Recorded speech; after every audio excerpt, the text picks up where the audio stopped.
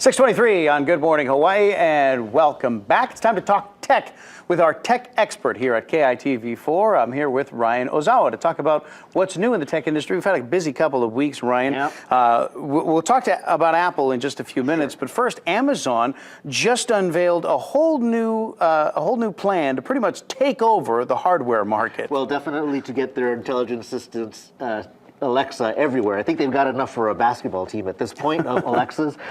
They announced Earbuds, which are basically competitors to Apple's EarPods, but although they're not quite as attractive, well, some people don't like the AirPods either, they're kind of interesting. They're cheaper than AirPods at $129, but you can use it for Alexa as well as for Siri or Google Assistant, so it's almost like having multiple personalities in your ear. I'm not sure if that's a good thing or a bad thing, but if you want to have access to more than one intelligent assistants, that's the way to go. Now, this is a huge break from what manufacturers usually do. They usually lock you in to one type of technology. You know, Apple is notorious for this. It's like they will never offer Alexa compatibility. Right. But here's Amazon saying, you know what, whatever you use, it's cool, just use our stuff. Right. I think that's kind of what they want you to do with the Alexa line. You can access different music services. You can access different video services. They want you to use their services, but they're not exclusive to that. So other interesting hardware, they released Alexa that you can talk to in your glasses frames, the Alexa frames, and that's $179. Or they even have the Alexa Smart Ring,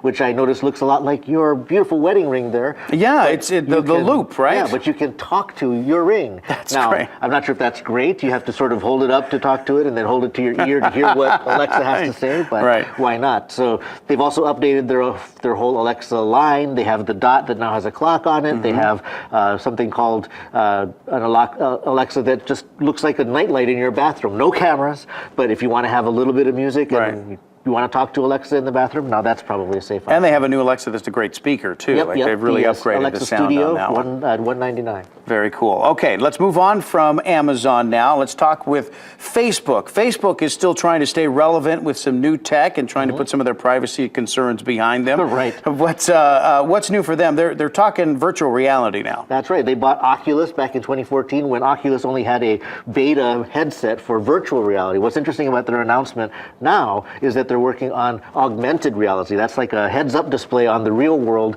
So I've always imagined having like something that would let me, when I walk up to somebody, would put something above their head and say, "This is Maleko, he's really handsome, so, you know, ask him about his beautiful wife." That's going to be more common with augmented reality. So that's great. They have the system that what they're trying to do is map the entire world, so that when you are walking around in the world with an augmented reality system, it doesn't need to worry about what a mailbox is, what a car is, what a building is. It's only going to work on the things that you need to know that's new in that world. Right, and that's actually having a muse just to help me at social gatherings. Exactly. Say, who is that guy? How do I know him again? And just being able to recognize who that is. Right. Even if it's just a simple LinkedIn search or something, Sure, just to know. Sure. All right, so one more thing before we go. We have enough time here to talk about Apple's newest software launch or newest program launch.